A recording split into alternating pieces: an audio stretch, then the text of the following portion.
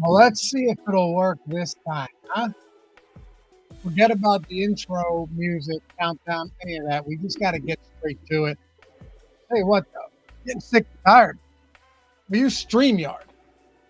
There's no reason that should happen. No reason whatsoever that should be happening, but we're here. For anyone watching this after the fact, wondering what the hell I'm talking about, Stream screwed up again. Go live, camera freezes up, get the dreaded black box, and everything freezes. So I had to rerun The Sims. We are back, though.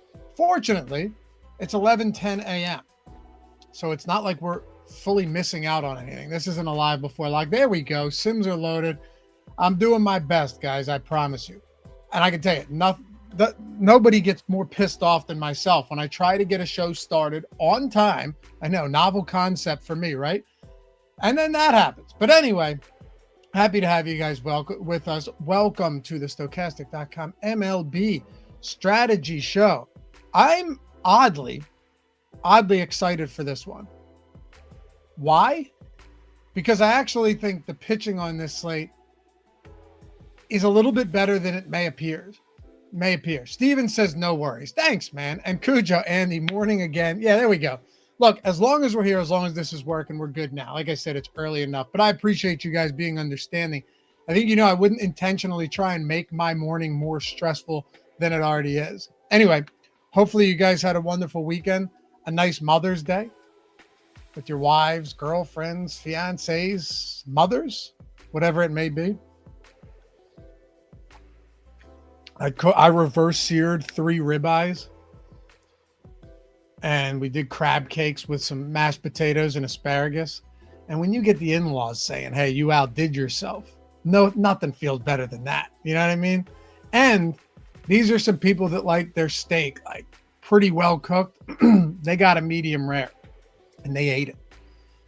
Good feeling. But also, I got leftovers. And anyone that says you shouldn't have leftover steak, totally disagree. A lot of times, I'll actually make multiple steaks, eat one at night, and then have one thinly cut, thinly sliced, put it in the fridge, and then the next day, fry up some eggs, put it over top as I'm finishing them off, put the lid on top, and they come right back to life. A little horseradish on top of that. A lot of stuff you can do with steak the next day. But yeah, we're here. We're talking baseball. Again, you guys hopefully had a nice weekend. I actually didn't really do any betting, any DFS yesterday. Tried to just kind of like back away from it because I know like I'll for sure try and sneak away and be staring at the phone and looking at scores. A little bit easier. A little bit easier to actually enjoy life and family and not seem like a scumbag. But here we are. Let's make it happen. I haven't tried that Waylon Jennings. I do have an air fryer. I use it for some things, but I'm telling you, it's good stuff. Anyway, let's go, baby. And if you don't mind, take a single second this fine Monday morning, starting off the work week, atone for your sins, hit that thumbs up, subscribe to the channel, and leave a comment down below if you're listening or watching after the fact. Leave a comment down below. Let me know where you're going today. Any spot you love. Any recommendations for the show, whatever it may be. What we usually do here, and again, it's free to hit the thumbs up, to subscribe. All of that stuff goes a long way. I genuinely wouldn't ask you otherwise, but it helps me a lot. What we usually try and do, we'll go over the pitchers. I think that's the most fun part of any type of these slates, like really diving into these pitchers and dissecting the best and worst spots to go to, maybe getting to the chalk, getting away from it. Then we'll take a look at some bats, some stacks, some homer plays. And as always, what I like to do is oftentimes use some of these props in the market. We'll use the live odds tool, the free live odds tool on OddsShopper to guide us in the right direction. When you start seeing steam coming in on some of these strikeout props, remember, these guys are priced the way they are. They have fixed pricing on DraftKings. But if you see steam coming in, right, one way or the other on strikeout props, it's not like these salaries move along with them. So that's super helpful coming into slates like this. Obi, what's good, brother? Ken, Fact 74, atone. That's right, my friend, atone. And let's get into some baseball. All right, so let's take a look at pitching first. Now, yes, there are good. We've had this a lot lately where you get one guy that's just super popular, right? Super, super popular. And hold on one second. Super popular, but we get to him anyway. those of us who have been doing this show, like myself, but you guys watching who come in and pop in every day, particularly those of you watching live when we can go over all of this together and kind of diagnose what's going on within the slate. I think we've all pretty much, been in a similar groove when it comes to, hey, are we going to pay for these guys? Or are we going to fade these guys? Right. And with these expensive pitchers, some of them just look good, and I don't see much reason not to play them. Michael King at 9,500. And tell me, let me know in chat, are you guys going to King today, or do you think there's a good fade spot, get leverage elsewhere? I think we can get leverage elsewhere as far as stacks go and still play Michael King for a couple of reasons here. One, and I know it's not the craziest sample, but it wasn't all that different last year. He's been fantastic at home this year. I mean, absolutely stellar at home. I pulled this up to show it to you guys on the previous stream that just crashed the moment I tried to start it. But Michael King this year, 35% K rate at home, 15% on the road. He's allowing no power there. Now, again, not the biggest sample whatsoever, but even last year you saw much better numbers at home for King.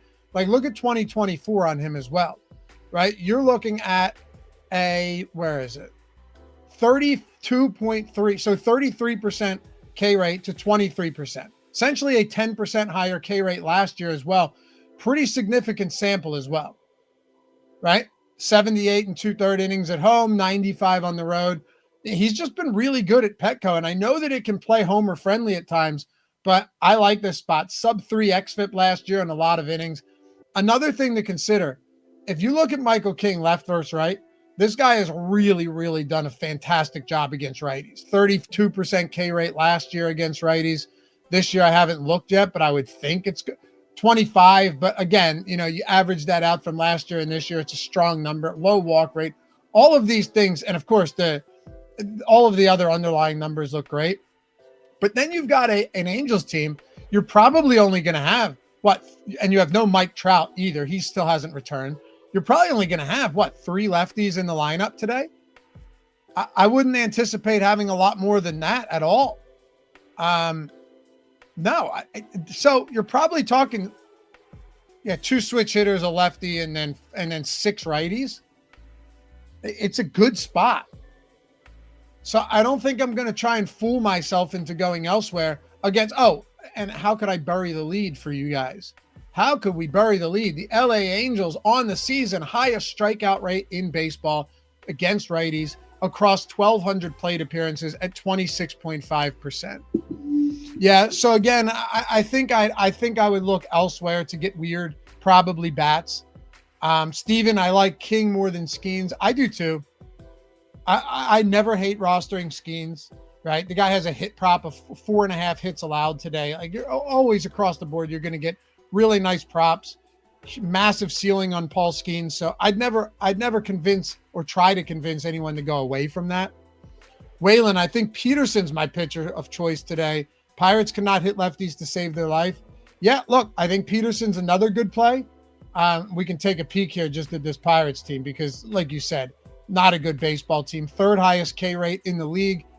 Angels number 1, 30% against lefties, by the way. But I mean, bad numbers. 69 WRC plus for the Pirates against righties. Only 400 plate appearances, but that's going to happen for when you're facing lefties. They have not been good. They are not good. It's a perfectly reasonable matchup. But isn't it probably high time we talk about Tyler Mahle here? Don't we have to? I know he's expensive. I understand this. And I'll tell you what, I don't think I care. 9,200 against Colorado. They fire their manager. This is a team that, when I say this, I promise you it's not hyperbole. I'm being no exaggeration here whatsoever for those of you who don't know what hyperbole means. I think Colorado might end up being the worst team in the history of baseball. If they continue at this pace, they actually will be. They're on pace to win 28 games. And I know we said a lot about that early in the year against the White Sox last season, but at least the White Sox have a couple of these young arms who are never going to be in the Hall of Fame, who are never going to be great, but at least they can go out there and be somewhat competent, right? And they can keep games competitive, because it's certainly not the offense.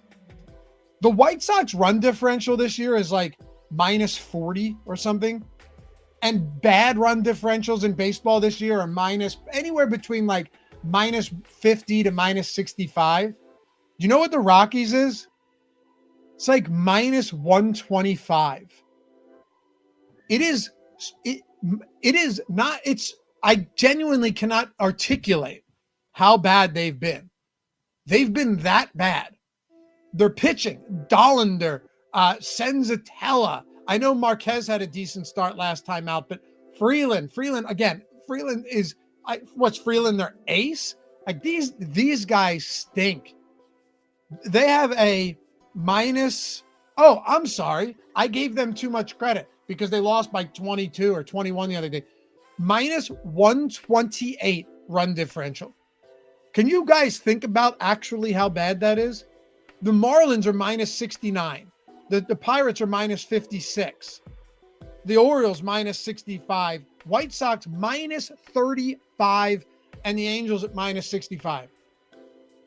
They are minus 128. I think it's important that we actually discuss how bad they are. And maybe you think like, oh, well, a managerial change will make a difference. I'm not sure how that's possible. They've allowed 261 runs this year. The White Sox have allowed 174.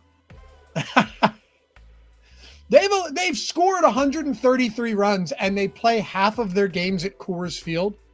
They've scored fewer runs than the White Sox. 31 fewer runs than the Marlins. I'm telling you, man, this team's terrible. Terrible. Waylon, do the Rockies have one pitcher with a WAR above a 0? I don't know, but that's fun to look at. Let's see. Can you believe those numbers though? Like this is how bad these guys have been. Let's see. Pitching, player, Rocky. If it was possible, this team would be relegated. They would not be in the league. That's how dismal they are. All right, let's see. We're starting pitchers. Starting pitchers. WAR. Kyle Freeland's a 1. Waylon. Feltner is a 0.3. Herman Marquez 0.3. Senzatella minus 0.1. Bradley Blaylock. That guy got destroyed the other day. Minus 0.3. Chase Dollander. Yeah, no, they're terrible. They're terrible. I bet you if I looked up the White Sox, maybe I'll look stupid here, but yeah, I guess I do. They don't look, but they're still better. They still got guys above 0. Yeah, no, this is just an awful baseball team. Anyway, I think Tyler Mahle, all of that is just a roundabout way of saying, I think you can play anybody right now against this team. And yeah, he's a little bit overpriced, but I was looking at some numbers on him this year, which are absurd. What do you think? Take a guess. Take a guess, guys, what Tyler Mahle's K rate is at home and on the road this year. I want you to throw your guesses in chat and see who gets the closest, even if it's only a couple of you. I wouldn't be shocked if no one gets even close. I mean, it's crazy. Here we go. Ready? And I know he's 9,200, but the Colorado Rockies have a 3.7 run implied total, which honestly may be generous. Mahle is getting 21% ownership, but I'm okay with that. On the season, at home, he has a 27% K rate and a 7% K rate away from home. He has a 1 and a 0 strikeout game away from Texas. You look at this guy's game log. And yeah, it hasn't been a ton of games. Athletics at home, 6 one-run innings, 6 Ks. Dodgers, 7 scoreless, 2 hit, 4 strikeout innings. Angels, 6 scoreless, 9 Ks. Rays, 5 one-hit, scoreless innings, 5 Ks. And then this one doesn't really count. Only 1 and 2/3 innings. On the road, though, just no strikeout stuff. Either way, Tyler Mahle's been really good. He's actually been very good. Do I think that there is some regression on tap? Yeah, obviously. Super low BABIP, 89% strand rate. Do we think that that regression is coming today against the Colorado Rockies? Yeah, I don't know. I don't know. I mean, I want to say no. So I think he's a fine play. The problem people are going to have clicking on his name is like, how do I pay for him when Paul Skeens and Michael King are the same price? I get it.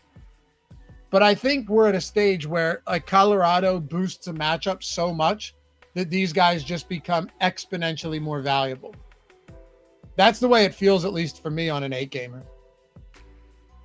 But I mentioned at the top of the show, if you guys jumped in late, I overall think this is just a decent pitching slate. Like even Grant Holmes isn't that bad today against Washington. They have a 4.1 run implied total. This game is in Atlanta, so it's probably warm there. And I think there's also a possibility for rain in this game, so just pay attention to that. But 75 degrees, winds blowing in from center at 6 miles per hour, no big deal. Grant Holmes is actually, at that price, okay to me. You know, he's striking out north of a batter per inning. He's kind of been all over the map as performance goes this year. But at the same time, you know, he's gone out and had some pretty damn good performances against good teams like the Dodgers. You know, shut down the Minnesota Twins. 4 scoreless 6 Ks against the Philadelphia Phillies. He had to throw a lot of pitches, but it was a decent enough start. So, yeah, he's all over the place, but I like him. Another guy who's just oddly been that much better at home.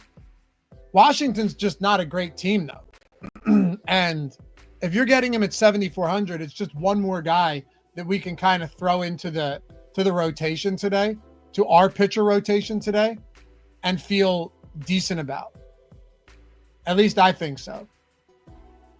You know, I don't like him as much as I like Michael King, obviously. I don't like him as much as I like a few of these guys up top for pretty obvious reasons. But there's nothing all that scary against Washington. They're a better baseball team than they were last year, sure. But still not good. So I think that's a play. I also think, and somebody mentioned this, we can dive in. Looking at the top pitchers tool, and I'll tell you how you can get these tools in a bunch of different easy ways at a great cost to you in a minute. But Clark Schmidt against Seattle in a really good park where they have a 4-run total, $7,500. That makes sense to me too. So I think this is in a way kind of a pick your poison type spot for some of these cheap options. Let's look at against righties because you got a few mid-priced $7,500, $7,400 righties that are going to tell us a lot here. So Washington is striking out pretty much league average, 21% against righties, 97 WRC plus. Again, they've been slightly below league average this year. See, slightly below, like 20th, but all these guys are just jammed up in the middle, 312, 318 WOBA. Washington, 153 ISO. Again, a little bit better than league average, 21% K rate. That's fine. Seattle's the type of team, though, that has, I think, surprised a lot of people, right? Particularly with their K rate coming down a lot from where it was. But this Seattle park really plays to strikeouts. I was shocked that Bryce Miller had a bad of a game yesterday and Luis Castillo a couple days prior to that. But look at Seattle's K rate this year. This is why I enjoy doing stuff like this and breaking it down by venue. So Seattle this year, 24% strikeout rate at home. 24% at home for Seattle. Their strikeout rate away from home is 19.8%. All right. T-Mobile Park. If you look at this park, where does it rank for strikeouts? Number 1 in baseball by a wide margin. So I do think anytime you have a pitcher that's taking the mound at T-Mobile Park, we have to give them some consideration. It's going to be a low total. Clark Schmidt's a good enough pitcher. We have him 14% top 2 probability in the top pitchers tool and 11% own, which means He right now is one of our most leveraged pitchers on this slate. I like that. I mean, look at the other pitchers with leverage. Chase Dollander, I'm good. Ryan Gusto against Kansas City. I think, that's fine if you're trying to get super low ownership in large field because you have that $5 50K up top on DraftKings today, but I don't love it. I do not love Verlander against Arizona at all. Michael Wacha, 7,900 against Houston, and Merrill Kelly against San Francisco. I'd say out of all of them, I like Merrill Kelly the best, but not including Schmidt, because Schmidt to me is our best option there. Schmidt's our best option. Colin Rea against Miami. Terrible baseball team. This game's in Chicago. You don't have any significant wind. 59 degrees, wind blowing in from center at 8 miles per hour. Colin Rea, another guy. There's nothing you're going to point to about Colin Rea that excites you outside of the fact that he's sub 7K at home, in a park that can play very friendly to pitchers against a really bad Miami team. Any other pitchers you guys want to talk about? I don't like Kikuchi much here. I don't hate him. Slight positive leverage, 7,100. He's got some strikeout stuff. I don't love Gusto. Don't love Dollander. I don't care if this one's in Seattle. I'm not an Emerson Hancock guy today. Jake Irvin against Atlanta in Atlanta. Cal Quantrill against Chicago. To me, I probably get, and I don't want to say chalky, but I probably don't get crazy. And I haven't looked at our exposures yet outside of Michael King in the Sims tool. But King, Skeens, Peterson, Molly, Holmes, and Schmidt, and Rea, I think all of this ownership actually makes a lot of sense. You guys tell me. Waylon, Sanchez versus St. Louis is a great, great spot today just because of how this guy has pitched at home for a while. However, he's not on the slate. I don't know if he's on the FanDuel slate. Prospect, how is this giving us leverage percentage before I run anything in the Sims?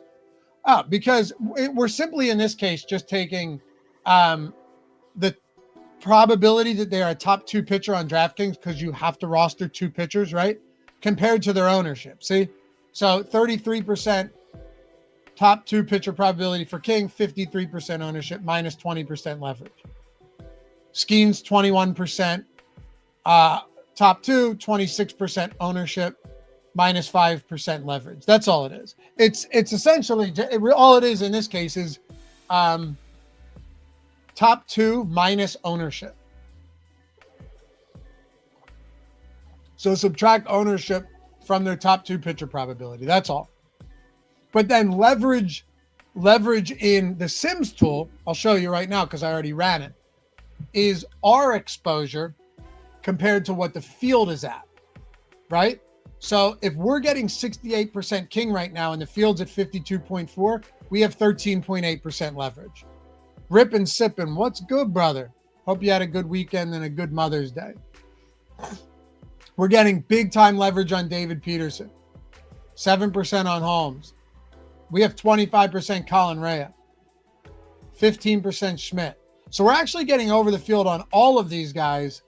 We're getting under on Tyler Mahle. I honestly might boost him a little bit. The one guy we're getting very underweight on right now is Paul Skeens. Very underweight. He is all going to be our most negatively leveraged play as far as exposure goes, followed by Mahle. And a lot of that is what I talked about earlier. If we're going to be getting to that much Michael King, there's only so much meat left on the bone for some of these other high-priced pitchers. I want to see something. This is, if you guys have the Sims tool, play around with it with me. If it's in front of you right now. I know some of you guys watch this from work, and the work computers block this type of stuff. But what happens if we were to go ahead and say boost Tyler Mahle like 15%? If we boost Tyler Mahle 15%, I want to know how much this not only changes the rest of the exposures, but does it bring down King? If it's bringing down Michael King, I don't really want to boost Mahle. But if it gets us to less of some of these other guys, I'd actually be okay with it. So I boosted Tyler Mahle 15%. And for those of you guys on, trying the Sims, any of those that reached out and DM me, I noticed a bunch of you guys signed up with that promo I hit you with the other day on Friday. If you're new to this and you watched the tutorial, but you're still questioning stuff, number one, hit me up again. I'm happy to help you. What the boost is doing, it's not changing a projection. It's taking lineups that were already built within the contest generator, right? Because what that's trying to do is mirror the field as closely as possible. We're trying to do is build what the lineups in the field will look like. So then when we sim them tens of thousands of times, we know what lineups are going to really pop when they go off. And that's why the simulated ROI is a thing. So when I boost a guy, it's boosting his simmed ROI. It's taking lineups that were further down, but still the same lineup, and just bringing them up 15%. So now the overall simmed ROI of that lineup is 15%. So this one that also has Colin Rea, if I brought him up 15% as well, then this lineup would jump 30% in simmed ROI. Hopefully that makes sense. Ask me questions if it doesn't. Prospects, nice. This is how I do it. Boost and constantly tinker. Yeah, as long as you're not tinkering to the point where now the lineups you're getting are just so far removed from the ones you were originally getting. I don't want to do that either. But if I want a little bit more exposure to a player, I'm willing to bring them up. See, I love what this did. Now I have 24% Tyler Mahle. It didn't really bring Michael King down at all. All it did was bring David Peterson down a little bit, Grant Holmes down a tiny bit. Everything else pretty much looks the same. Very much okay with that. For sure. Einsteinium, what's up with Skeens this year? Yeah, I don't know, man. I mean, look, first of all, I think he's fine. I also know that when you have some of these young pitchers and teams get more data on them, they're going to, they're not going to just rip through every lineup. He's had a few pretty difficult matchups recently, but let's also call a spade a spade. Skeens has still been good. It's just the unending amount of hype that he had coming into the league last year, justifiably so. You'd think he should have a 0.00 ERA with 100% K rate based on the way he's talked about. But, I mean, really, he's still, look, he got a 2.51 xERA, a 3.05 FIP. He still has a 25% K rate. I expect that even to come up a bit. He's walking only 6% of batters, 4.6% barrel rate. Nah, man, it's almost 50% ground ball rate. Skeens has still been good, right? If we look at it like this, you go, oh, he's got a 13% swinging strike rate like he did last year. He's still been really good.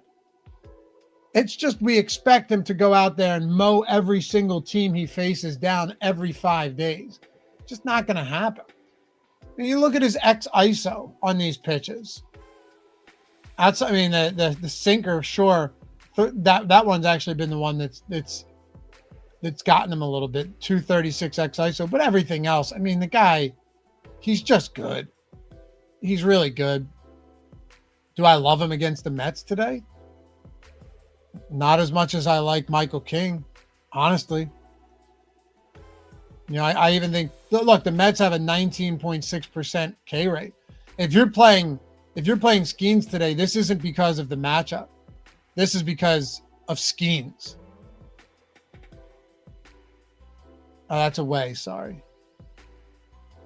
Because the Mets, yeah, I thought so. Top 5 in ISO, 19.9% K rate against righties, around bottom 5. Yeah, that's a good baseball team.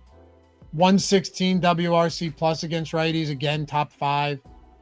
It's a really good baseball team. And then you factor in the Rockies, and they're dead last in literally every category.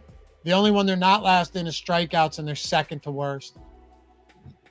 The Angels are worse, and Michael King's got that matchup today. Right? So if you want to boost Skeens, I wouldn't argue against it. I would just say that pitching actually looks pretty good today. There's someone in every range. Grant Holmes and Schmidt in the 7K range. Mahle, Skeens, and King in the 9K range. I'm obviously getting more of Mahle and King right now. and then Peterson in the 8K range, Colin Rea in the 6K range. We're not hurting for value at all today, and we're not hurting for those 9K guys either. Slim, he's actually human. Yeah, he's human, but he's also kind of superhuman. He's still been really good, you know? And for all we know, next year he comes out and just once, or shit, second half of this year comes out and mows these guys down. Right? Self-made, what commercials? Are you referring to the ads on this stream? Because we have disabled the ads on live streams a million times. YouTube keeps automatically turning them back on. Because it's not like we're making any money on them. I don't. Maybe you were talking about commercials from like players or schemes or something, but YouTube keeps turning them back on if that's what you're referring to. I have YouTube Premium. It's the best money I've ever spent. I would never get rid of it because I love YouTube and I put my phone in my pocket and turn it off. But he's talking about Skeens commercial. I don't think I've seen them. What Skeens commercial? Which ones are they? But yeah, if you guys want to look at any other pictures, we can do it. Before we do though, can we shout out the boys? I told you, when you guys win, we're shouting out the fellas. We had a monster, was it 10 or 15 or 20K win last week in the MLB streets. When I say our tools span every sport, I'm not lying, man. So just this weekend, Tehran, how about this? Thanks again for the best tools and data in the game. Basketball season's been great this year. And then thanking our boys, Greg and Josh, 10K win. 10K win there. I love seeing this stuff. And how about this one? I play PGA every week just because we have tools. Ryan Schindler, thank you for the tools and show. Look at this. Unreal win and life-changing moment about this. You get the spinning ring in the display case. A true beauty. Actually, check this out. You know, I made one for this guy and he never sent me his address. He had a like $250,000 win, but you can see it here and it spins in the display case. It would have been a perfect time to have one of these. And then you see the Stokastic avatar on there with your name on the ring. Would have been a perfect time during Mother's Day to have this, because your father-in-law walks into your office and says, "What is that?" And you say, "You don't deserve to know. Go back out there and eat your hot dog, but get your eyes off this ring." It would go over well, but he would know at the end of the day that you make the rules in that household and he keeps his fucking eyes off that ring. Yeah, they're pretty cool though. So congrats to you guys. I love seeing that. Love it. And if you guys, like I said, you want to get access to the Sims, I love hot dogs, dude. Wawa hot dogs for those of you Northeastern people like me. Yeah. Waylon, eyes up here. Like I said, I change the promos up all the time. Anyone that DMs me over on Twitter or on Instagram, I open them up. LOUGHY_D. You see my handle right there next to my face. DM me and I'll get you a code in on the Sims tools. I'm talking contest generator, Sims, late swap, post-contest Sims, ownership, player projections. My favorite too, the top stacks and top pitchers tool. Use them every single day. Top hitters tool. Every bit of data for MLB we have. If you're not looking to pay full price, but you say, look, man, I'm medium stakes, even low stakes, mid stakes, high stakes. You want to try these tools out. You see the wins. You love the community. You want to jump in the Discord as well. DM me, man. They're open and I get back to everybody. Many of you guys probably already took advantage of it. You can tell them in chat. Like, it's a good promo, and jump in on all of the tools and try it out for yourself. Yeah. And if you wanted to ever jump in for free, if you, with the link in the description, sign up with any of our DFS partners, all you do is sign up on one of these sports books or pick'em sites if you're in a non-legal state. If you just follow these steps by clicking claim offer, this is the best way to do it. I'm serious. Take a screenshot of your welcome email after you deposit. It's like a $5 or $10 max deposit. Place a bet. After that bet settles, all you do is take a screenshot of your welcome email and a screenshot of your first settled bet. Email it to us at support@stokastic.com. And if you signed up on one book, you get a free month for whatever sport you want. Sims Max. And if you Actually, Sims Core, I think. It's one of them. Sims Core. But still, you get the Sims and all the tools. If you signed up on 5 of them, you would get 5 months. You could do PGA, NBA, MLB, UFC, and NASCAR Sims, all of them, for spending like $25, $30 total. So check that link in the description if you want to get those as well. All right, let's get back to it. Take a look at some stack exposure here. Time for some fun on this one. All right, so, fact, good stuff, man. Started with Laffy on NFL and now dialed in with MLB and NBA. I can't wait for the NFL. Did you see what the opening week game is? The Thursday night game? It's Eagles Cowboys. I don't love that as an Eagles fan. I don't love it. Cowboys are going to be so fired up to win that game. I don't know what the spread's going to be on that, but that's the type of spot where I think people come in and they hammer the Eagles, and we should be coming in and betting the Cowboys, depending on the number. Someone tell me if the look ahead line is up on that. That'd be sick if it was. It is. See, Eagles -7. Yo, give me the Cowboys all day there. Cowboys +7 Thursday night. Eagles coming off a Super Bowl. I know the last 20 wins, 20 games for Super Bowl champions to open up the year have been wins, but that doesn't mean they all covered.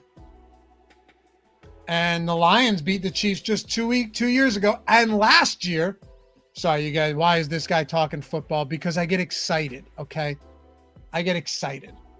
Last year, you remember that game? Do you remember that Baltimore Ravens game against the Chiefs?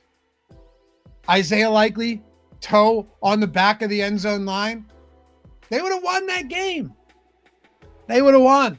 Good thing they didn't. I bet the Chiefs. Give me the Cowboys +7. Should we have some fun real quick? Should we parlay?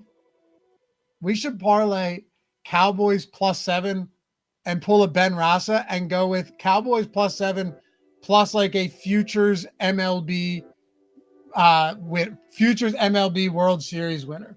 That would be fun. Maybe at the end of the show. Ben taught me to do that. And you can take a futures bet, put like $20 on it.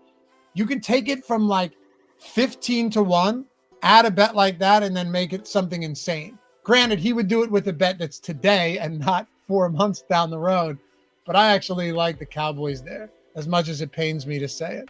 Steven, we're going back to back, Laffy. I don't know. That'd be cool, but it's real tough to do.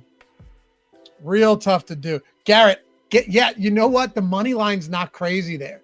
Garrett, do me a favor. Go into the live odds tool on OddsShopper, pull up the money line bets across the industry, and tell me if there's a better money line bet than we have on DraftKings.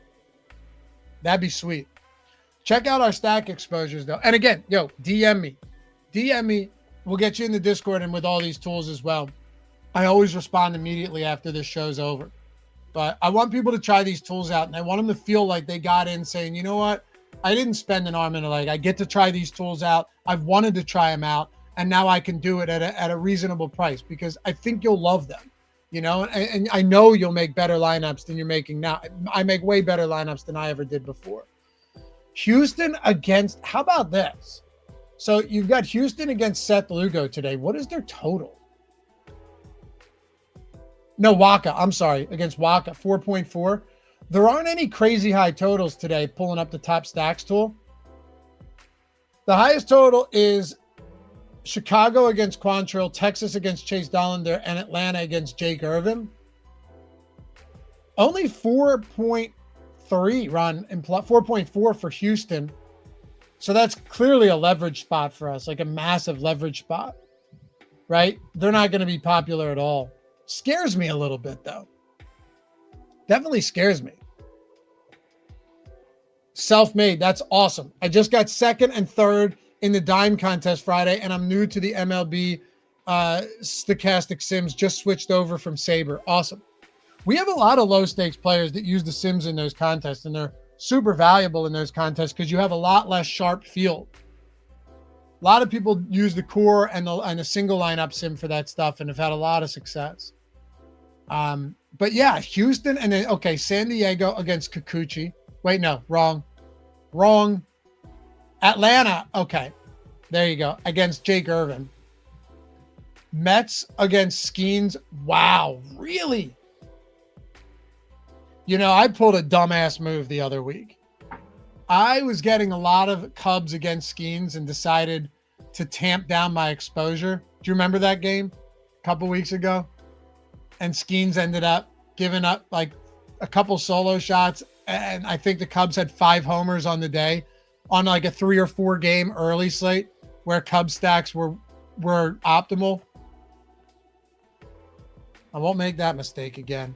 8% 5-man Texas, 4% 3-mans against Dollander. I like that. 5+ implied total. So where are the popular stacks that we're under leveraged to? Chicago. Interesting. Chicago against Cal Quantrill is the one we're actually getting a lot less of. Still 5% 3-mans. This is 150 lineups. Less Yankees against Hancock. I'm okay with that. It's still a shitty park for hitters. Kansas City against Houston. That's Ryan Gusto. Really no Seattle against... who is it? Who is it? Clark Schmidt? Yeah. Huh. Okay. But we are getting some Angels against King, probably just because they're going to be virtually unowned. And in their defense, as bad as they are, when they do have good games, it's by way of power. I like that. They're not just walking and blooping singles.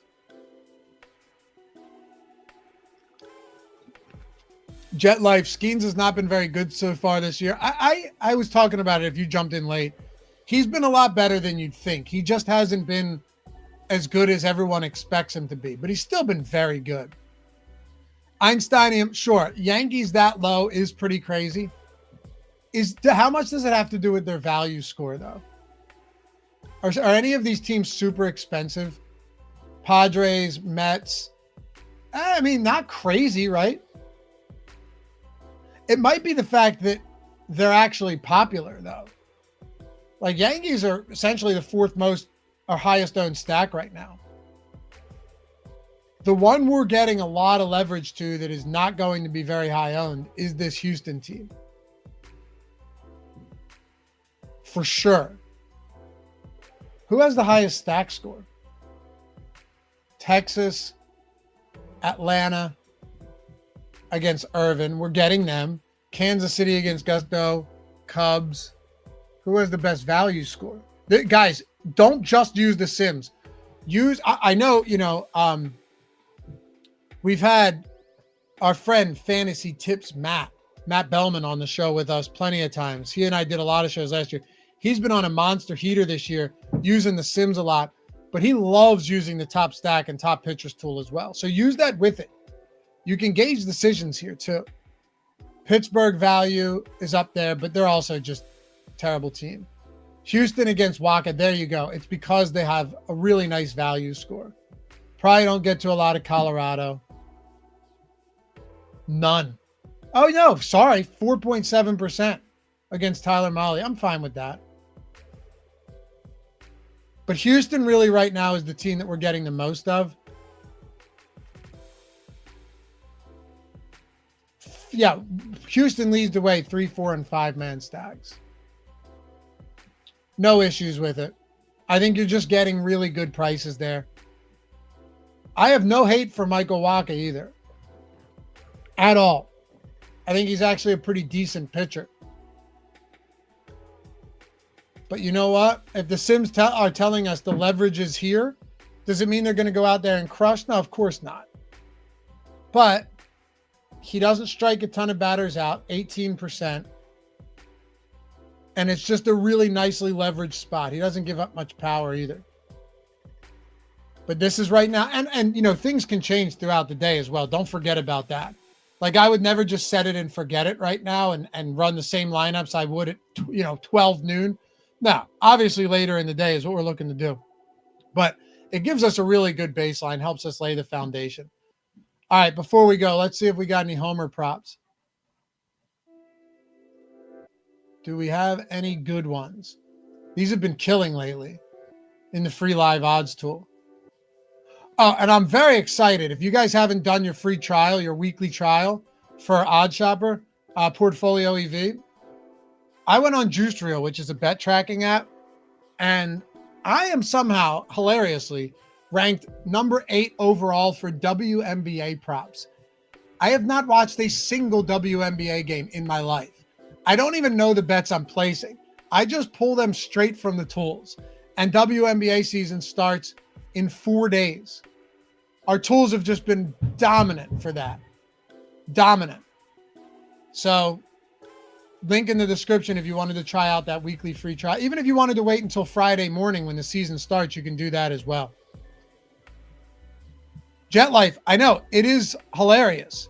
And I don't take any credit for it either. Like, there's no reason for me to take credit for something like that. I'm just placing the bets that are on the page. I just, understand how to get as many down and manage my bankroll as well as I possibly can. And take a disciplined approach. When things are going bad, you keep betting. Trevor, Laffy, how are the DFS tools for golf? I love PGA. I've been considering getting the Sims to help get more action down without the hours of work. Honestly, man, I showed you this, but Ryan Schindler just took down 50K yesterday with the Sims tools. See, thank you for all the tools and shows. So, I mean, they're good. They're good. I only play PGA. I play PGA only because we have the tools. Otherwise, I wouldn't, because I don't know enough about PGA. William Contreras, plus 560 on FanDuel. Brian Reynolds, plus 870. What we're going to do tomorrow when we have a ton of games, we're going to take 3 of these and we're going to parlay them, or maybe we'll even do 4 and round robin them. Trevor Story at plus 830. He was 10-1 the other day within this tool and hit a homer on Saturday night. That closed at like plus 850. Realmuto 5-1. This is against Libertor today, 645 game or something. Rosarena. Use this tool. It's free. All you need is a free account. A lot of good home runs. I'm going to try and not be a dumbass. And when I say I'm going to bet them, I'm going to go bet them right now because I forgot was it last week? Was it last Wednesday or Thursday? I forgot. And I'm getting all these DMs from you guys like, yo, let's go. Nice plays on those. Who was it? Jeremy Pena and Adolis Garcia. They both hit, and I forgot to bet both of them. So I'm going to go bet both of them now. I think we covered everything top to bottom as we try and do on this show. If you guys don't mind, hit that thumbs up before you go. Atone for your sins this morning. Subscribe to the channel, and you want to jump in on the Sims, any sport, hit me up in the DMs or link in the description as well. I'll get you a good code, and we'll start ripping out of the gate. Man, a lot of baseball to go. Still a full month of basketball. We got a lot. So I'm excited for the coming months. We'll see you guys back here tomorrow. Remember, NBA and MLB live before lock tonight.